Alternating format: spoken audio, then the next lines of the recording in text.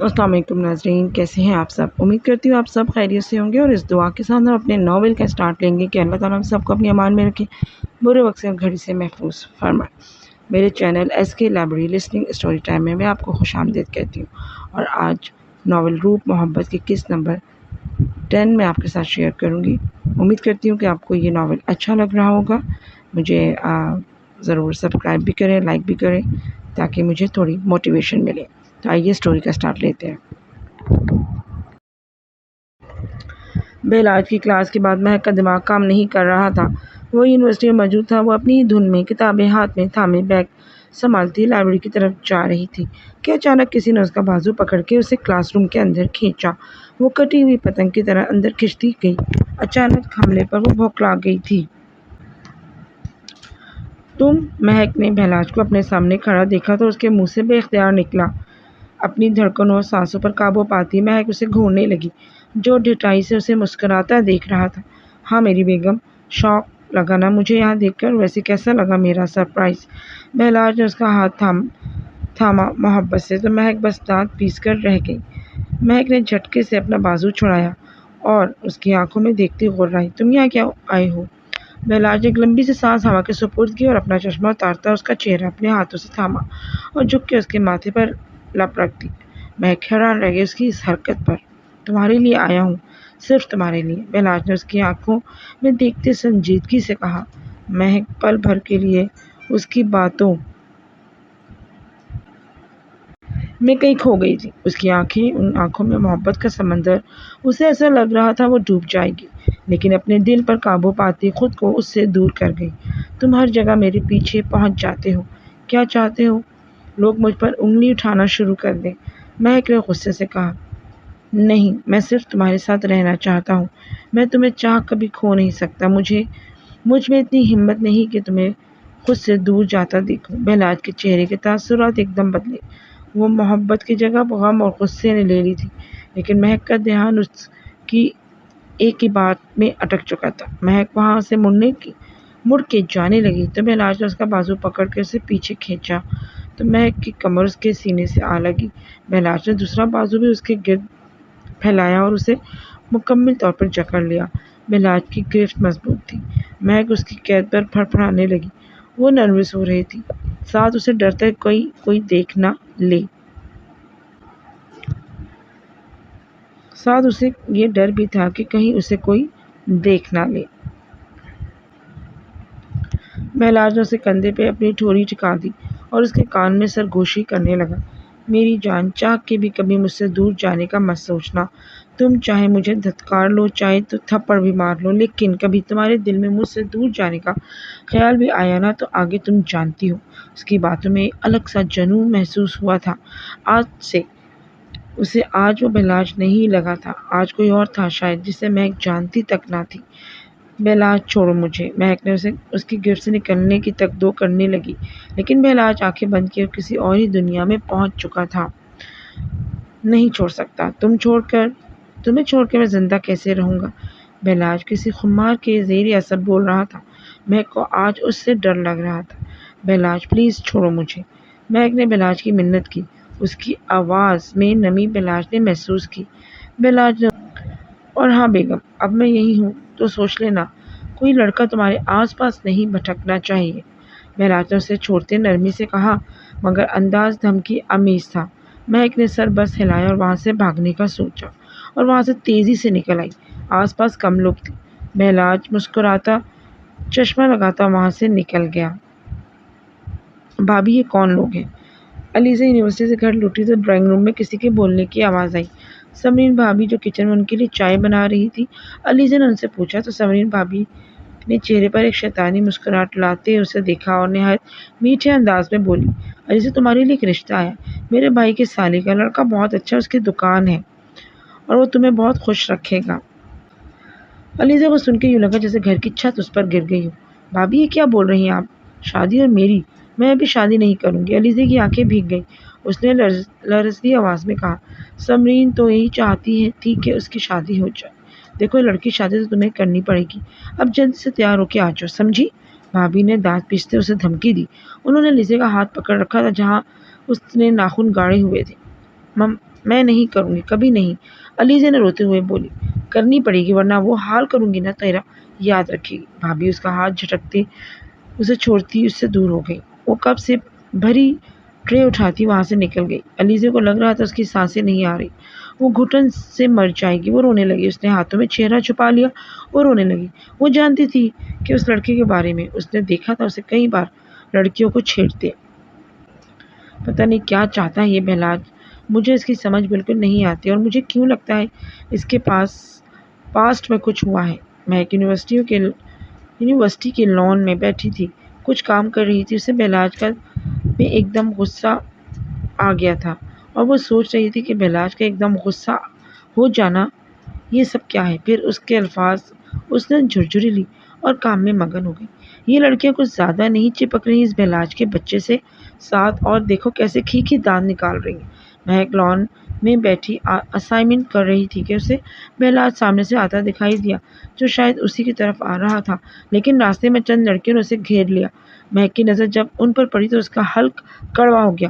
بہلاج جو ان سے جان چھڑانا چاہتا تھا۔ جب مہک کا غصے سے لال چہرہ دیکھا تو وہ نیچے مڑ کے مسکرایا۔ وہ جانتا تھا اسے جلن ہو رہی ہے، اس لیے ہنس ہنس کے ان سے باتیں کرنے لگا۔ مہک نے اپنا پین زور زور سے شیٹ پر چلانا شروع کر دیا۔ نظر اس کی بہلاج پر ہی تھی۔ دیکھو ایک نمبر کا فلرٹ، پہلے یہ میرے پیچھے پہنچ گیا اور اب لڑکیوں کے ساتھ فلرٹ کر رہا ہے، بے شرم ٹھرکی کہیں کا۔ مہک نے دانت پیستے خود سے بڑبڑایا۔ بہلاج لڑکیوں سے جان چھڑا کے اس تک پہنچا۔ کیا ہو گیا، گھور کیوں رہی ہو؟ بہلاج نے ہنسی دباتے سنجیدگی سے اپنے چہرے پر لاتے اس سے پوچھا، تو مہک نے اپنے ہاتھ جھاڑتے کھڑی ہو گئی۔ نہیں تو میں کیوں تمہیں گھورنے لگی، شکل دیکھی ہے اپنی، بڑے آئے۔ مہک نے منہ دوسری طرف موڑتے لاپرواہی سے کہا، لیکن اس کے لہجے میں غصہ محسوس کیا تھا اس نے۔ شکل تو بہت ہینڈسم ہے، دیکھو کیسے لڑکے میرے آگے پیچھے گھوم رہی ہیں۔ بہلاج نے جانتے پوچھتے اس کے زخموں پر نمک چھڑکا۔ ویسے تو بڑے محبت کے دعوے کرتے ہو، لیکن لڑکیوں سے ایسے فری ہو رہے تھے جیسے تمہاری محبوبائیں ہوں، مہک نے کڑوے سے لہجے میں کہا۔ اسے دل کر رہا تھا بہلاج کا سر پھوڑ دے۔ بہلاج نے مسکراتے ہوئے اپنا چشمہ اتارا اور اس کی آنکھوں میں جھانکتے دھیرے سے بولا، کیوں میری بیوی کو جلن ہو رہی ہے؟ جلتی ہے میری جوتی، میری بلا سے تم اور وہ سب لڑکے جہنم میں جاؤ، مہک نے دانت پیستے کہا۔ تو بہلاج سمجھ رہا تھا سب جان بوجھ کے یہ سب کر رہا تھا۔ مہک نے اپنا بیگ اٹھایا اور پاؤں پٹکتی وہاں سے چلی گئی۔ بیگم آپ کی بلا سے ہم کہیں نہیں جائیں گے، سیدھا آپ کے دل میں آئیں گے۔ بہلاج بس پیچھے مسکراتا دل میں بولا، وہ چاہتا تھا وہ ہو رہا تھا۔ تم یہاں کیا کر رہی ہو؟ بہلاج مہک کو زبردستی اپنے آفس لایا تھا۔ وہ اس سے بہت زیادہ غصہ تھی اور بات نہیں کر رہی تھی، لیکن وہ اس کے انکار کے باوجود لے آیا تھا۔ اس کا مقصد زیادہ سے زیادہ مہک کے ساتھ وقت گزارنا تھا۔ وہ مہک کا ہاتھ پکڑے چل رہا تھا۔ آفس کا سارا اسٹاف اسے دیکھ کر حیران تھا۔ وہ بس کام سے کام رکھتا تھا، لڑکیوں کے معاملوں میں سے کوسوں دور، لیکن آج جب وہ آفس مہک کا ہاتھ تھامے پہنچا تو سب حیرانگی سے اسے دیکھ رہے تھے۔ مہک بہلاج کا بڑا سا آفس دیکھ رہی تھی جو اربن اسٹائل میں فرنش تھا، اور سامنے شیشے سے بہت خوبصورت نظارہ نظر آ رہا تھا۔ وہ مہک کا ہاتھ تھامے چل رہا تھا، چہرے پر ہلکی سی مسکراہٹ تھی۔ مہک اس کے پیچھے پیچھے کنفیوز سی چل رہی تھی۔ اسے لوگوں کی آوازیں سنائی دے رہی تھی، لوگ باتیں بنا رہے تھے اور اسے بہت الجھن ہو رہی تھی۔ جیسے ہی وہ اپنے کیبن میں پہنچا تو دیکھا سامنے وہ اس کا ماضی جس سے وہ آج بھی خوف کھاتا تھا، وہ آج اس کے سامنے تھا۔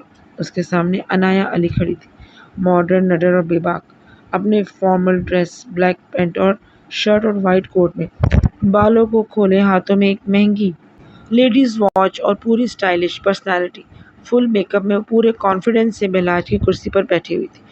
بہلاج اسے دیکھ کر شوق میں چلا گیا۔ اسے یوں اپنی کرسی میں دیکھ کے وہ کافی پریشان ہو گیا۔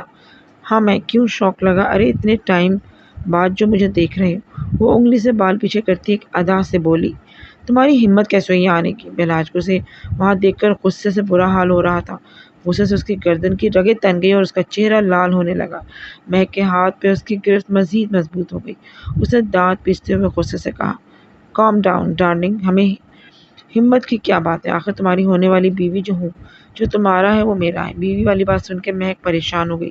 اس نے بہلاج کے چہرے کی طرف دیکھا، جس نے فوراً مڑ کے مہک کو دیکھا جو اسے غصے اور حیرت کے ملے جلے تاثرات۔ بکواس بند کرو، کون سی بیوی؟ بہلاج نے مہک کے ہاتھ پہ گرفت مزید مضبوط کر دی۔ مہک کا ہاتھ اس نے جکڑ رکھا تھا اور بہلاج اسے چھوڑ نہیں رہا تھا۔ ارے جان، کل تک تو تم میرے بغیر ایک پل نہیں گزارتے تھے اور آج اسے ایسے بیہیو کر رہے ہو جیسے مجھے جانتے نہ ہو۔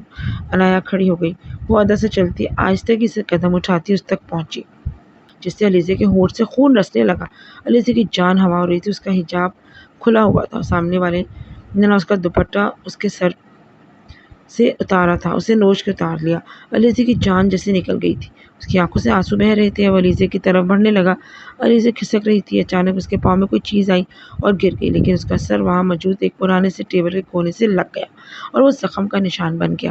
اس کے چہرے پہ نیل پڑ چکا تھا جہاں اسے تھپڑ مارا تھا۔ اسے اس وقت کچھ محسوس نہیں ہو رہا تھا سوائے بس ایک چیز کے کہ وہ کسی طرح اس جنگل سے بچ نکلے۔ کوئی ہے پلیز؟ علیزے نے روتے ہوئے مدد کی آواز لگائی، اس امید سے شاید اللہ اس کے لیے غائب سے مدد بھیج دے۔ اسے کوئی راستہ نظر نہیں آ رہا تھا۔ وہ کمینگی سے اس کی طرف بڑھا اور جھکتے ہی ہاتھ بڑھانے لگا۔ علیزے نے آنکھیں بند کر رکھی تھی۔ اس سے پہلے وہ علیزے تک پہنچتا اس کا ہاتھ تھم گیا، کیونکہ اس کا ہاتھ ایک مضبوط ہاتھ کی گرفت میں تھا۔ جیسے ہی اوپر مڑ کے دیکھا، وہ حدید تھا۔ جس وقت علیزہ اغوا ہوئی تھی وہ وہیں تھا۔ وہ بھی لائبریری آیا تھا اس امید سے کہ شاید علیزے کو دیکھ سکے، لیکن جب علیزہ لائبریری کی طرف جا رہی تھی اسی وقت اس نے علیزے کو واپس جاتے دیکھا، کیونکہ وہ پیدل ہی تھا۔ وہ اس کے پیچھے پیچھے چلنے لگا۔ وہ اس سے کافی دوری پہ تھا۔ اچانک ایک کالی وین آئی اور علیزے کو اٹھا کے لے گئی۔ حدید کو سچ میں لگا کسی نے اس کی جان میں قابو میں کر لی ہو۔ وہ اس وین کے پیچھے بھاگا، لیکن تب تک وہ وہاں غائب ہو چکی تھی۔ اس کے پاس علیزے کا فون نمبر تھا جو اس وین میں گر گیا تھا، جس کی مدد سے وہ وہاں پہنچ چکا تھا۔ کون ہو تم؟ اس لڑکے نے جب سامنے ایک خوبرو اور مضبوط انسان کو دیکھا تو دھاڑا۔ علیزہ نے پٹ سے آنکھیں کھول لی۔ تیری موت! اس نے سامنے والے کا ہاتھ مروڑتے ایک مکہ اس کے منہ پر دے مارا، جس سے وہ لڑکھڑاتا دور جا کے لگا۔ اسے تو 2 سیکنڈ کے لیے لگا کہ سب آس پاس گھوم رہا ہے، جہاں علیزہ اسے آنکھیں پھاڑے بس دیکھ رہی تھی۔ پہلے ہی وہ صدمے میں تھی، اوپر سے دماغ کچھ کام نہیں کر رہا تھا۔ سامنے والے نے حدید سے لڑنے کی بہت کوشش کی، لیکن وہ ویل ٹرینڈ حدید کو ہرانا اتنا آسان نہیں تھا۔ اس کے کچھ ساتھی بھی وہاں گئے، لیکن ان سب کو حدید دن میں تارے دکھا رہا تھا۔ علیزہ کو وہیں بیٹھی صدمے میں اسے اتنا غصے میں پہلی بار دیکھ رہی تھی۔ اس نے تو ہمیشہ اسے ہنستے یا نرمی سے بات کرتے سنا تھا، لیکن آج تو جیسے اس کے سر پر خون سوار تھا۔ اس نے سب کو مار مار کے لہو لہان کر دیا تھا۔ اچانک سائرن بجنا شروع ہو گیا۔ باہر پولیس بھی آ چکی تھی۔ حدید غصے میں تو علیزہ کے بارے میں بھول ہی گیا تھا۔ پولیس کے ساتھ حارث بھائی بھی تھے، جنہیں حدید نے آگاہ کر لیا تھا۔ اس نے مڑ کے علیزہ کو دیکھا، جس کی آنکھیں سوجی ہوئی تھیں اور چہرے پہ جگہ جگہ زخم تھے۔ اس کا چہرہ زرد پڑ چکا تھا اور وہ شدید شوق میں تھی۔ حدید بھاگتا ہوا آیا۔ اس نے ارد گرد دیکھا تو زمین پہ پڑا اس کا دوپٹہ اٹھایا اور اس کے کندھوں پہ پھیلا دیا۔ اس کی نظریں جھکی ہوئی تھی اور اتنی ہمت نہیں کر سکتا تھا کہ اسے بے حجاب دیکھے۔ اس نے وہی دوپٹہ علیزہ کے سر پہ جمایا۔ علیزہ کا دل زور زور سے دھڑکا تھا۔ اچانک وہاں کمرے میں پولیس آ گئی۔ حارث بھائی بھاگتے اپنی بہن کے پاس پہنچے۔ حدید نے اسے ہمت کر کے تھاما ہوا تھا۔ وہ کھڑا تھا۔ علیزہ نے جب بھائی کو دیکھا تو اس کی آنکھوں سے آنسو نکلے اور اس کا زرد پڑتا چہرہ دیکھ کر وہ بھی ڈر گئے۔ اس سے پہلے وہ علیزہ تک پہنچتے علیزہ بے ہوش ہو کے حدید کی بہوں میں گر گئی۔